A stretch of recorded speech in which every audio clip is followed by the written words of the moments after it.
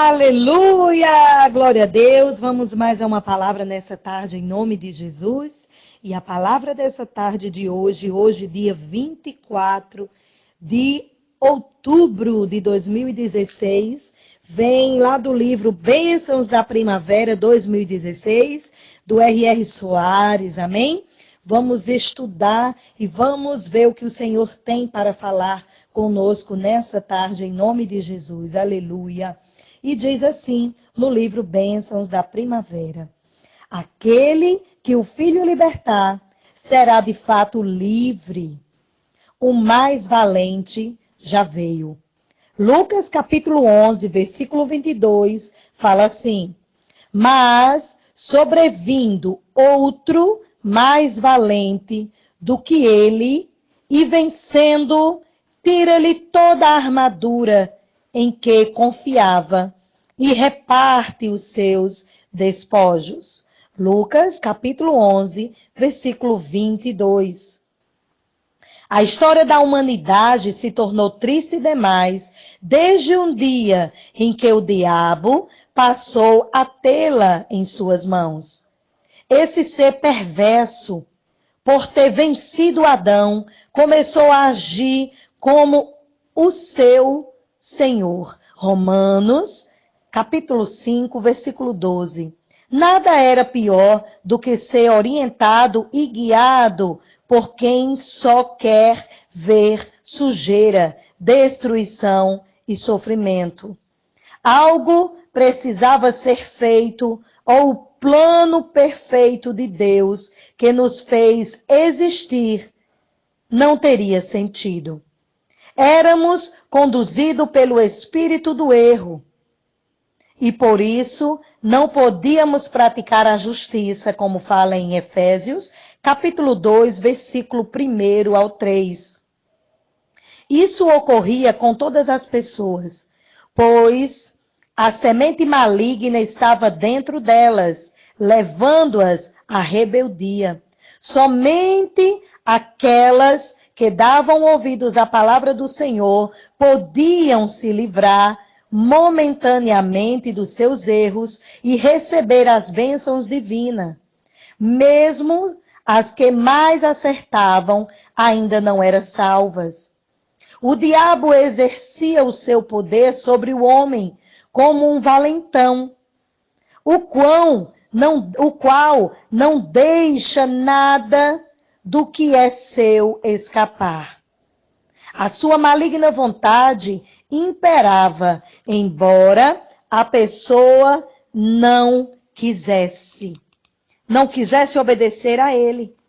Em todas as nações, os indivíduos sentiam necessidade de se aproximar de Deus, mas suas tentativas redundavam em nada, pois eram levados à adoração a ídolos e às outras formas de desrespeito ao Criador, como está lá em Gálatas, capítulo 4, versículo 8.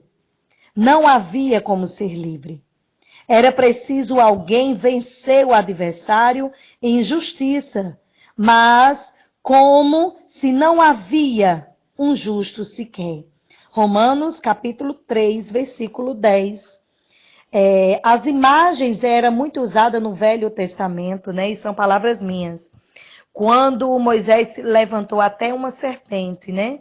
Vocês lembram ali que lá no capítulo, no início da Bíblia, nos livros, né, de Levítico, Deuteronômio, fala muito sobre essas coisas, as histórias de Moisés, né, um caminho que estava conduzindo o povo de Deus pelo deserto, tirou do Egito.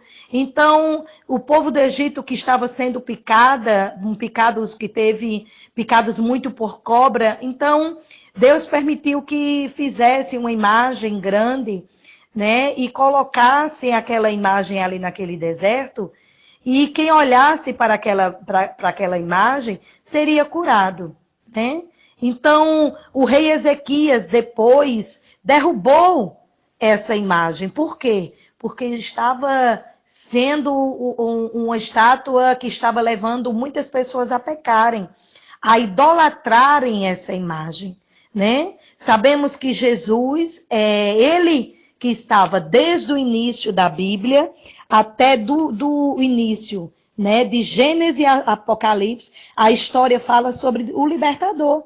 Jesus ele estava no Velho Testamento e também no Novo. Jesus, ele não só passou a existir quando esteve no ventre de Maria, mas Jesus, ele já existiu.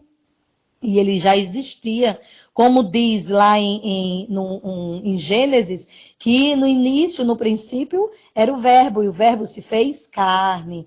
E hoje ele habita e fala conosco através da sua palavra, né? Então Jesus, aquela serpente que estava ali, transfigurada numa cobra, era o próprio Jesus que já estava salvando. Depois você pode chegar lá em Mateus, ele fala que fala justamente nessa cobra que estava transfigurada, né? Como uma simbologia da cobra, mas era o próprio Jesus. Você pode ver ali que tudo isso que acontecia era diferente daquele bezerro de ouro, que quando Moisés se levantou, passou 40 dias lá no monte, esperando as tábuas, né? Os mandamentos. A qual que ele, quando desceu, ele quebrou, quando viu a idolatria que as pessoas estavam fazendo, o bezerro de ouro, pois sentia a necessidade de adorar alguma coisa que via com seus próprios olhos. E não aquele Deus, porque o Deus que nós adoramos hoje não pode ser visto, mas sim pode ser sentido, como uma brisa, né, o vento, como o ar que respiramos. O Senhor é isso, é a presença na nossa vida. E quando nós procuramos por Ele, nós sentimos Ele sim. Graças a Deus, amém? Então, o Pai enviou seu único Filho para tomar o nosso lugar. Como se encontra em João capítulo 3:16, né? Que Deus amou o mundo de tal maneira que deu o seu próprio Filho unigênito para que todo aquele que nele cresce não pereça, não morresse, mas tivesse a vida eterna. E também em Gálatas capítulo 3, versículo 13. Ele veio como nosso substituto e ao mesmo tempo mestre. Era o início da obra que conduziria o homem de volta ao Pai Eterno. A queda e a recuperação da humanidade estão exemplificadas na ida e volta do filho prodígio para o seu pai, né? Como o filho pródigo mesmo, né? Nós estávamos longe do pai, lembra que pegou a herança, foi embora, foi para o mundo, gastou tudo, mas voltou, né? Mas por quê? Porque nós somos do pai. E é impossível vivermos longe de Deus. Por mais que nos desviemos algumas vezes, né, que isso não coloque no nosso coração esse desejo de nos desviarmos, mas temos que estar constantemente, todos os dias, diariamente, com o Senhor. É isso que o Senhor nos chama. O convite para a salvação é essa, para que possamos nos arrepender de todo o pecado, né? Lembra aquela música? O sangue de Cristo liberta de todo o pecado. A cruz do Calvário é o começo da nossa história. A palavra de Deus é a nossa arma de guerra. E o poder de Deus nos garante a vitória final. É isso que o Senhor quer e nos garante. É a salvação. Então, a vinda de Jesus Cristo, ela foi planejada nos mínimos detalhes.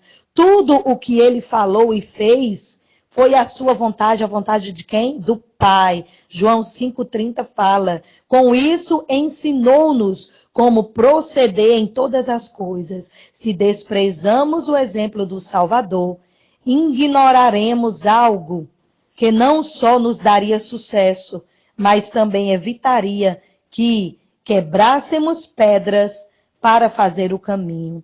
Observe as palavras e ações do Filho de Deus. Desse modo, o seu coração será bem iluminado.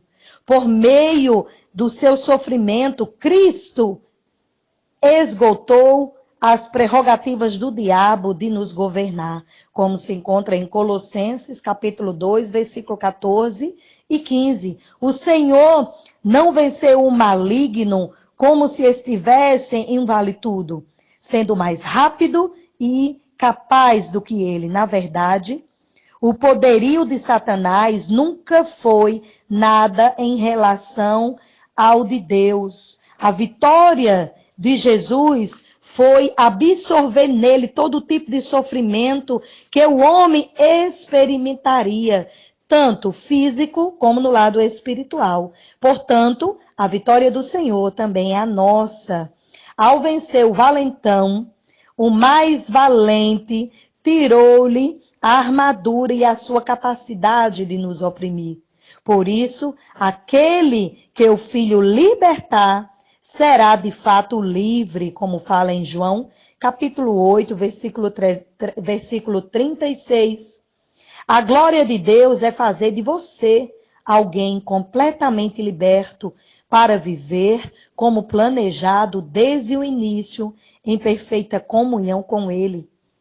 Deus, a minha história e a de todas as pessoas teriam sido as piores possíveis se tu não tivesse criado o plano de salvação, Senhor. E te agradecemos, Jesus, por não tivesse executado esse plano. Hoje nós estaríamos presos ainda ao pecado, estaríamos sendo atormentados ainda por Satanás. Hoje, o diabo não pode dominar, Senhor, os teus filhos. Isso é lindo, Senhor, e muito prazeroso. Obrigado, Senhor, por teres enviado o mais valente que o valente. Não há palavras para descrever o sofrimento de Cristo ao morrer naquela cruz em nosso lugar, em meu lugar e no teu lugar, meu irmão. O que mais quero é viver de modo que tu seja glorificado, pois não há como pagar o teu favor. O inimigo confiava na armadura que ele mesmo criou, a mentira. Porém, esta lhe foi tirada quando a verdade se manifestou. Diante da verdade, ela se desfez por si própria.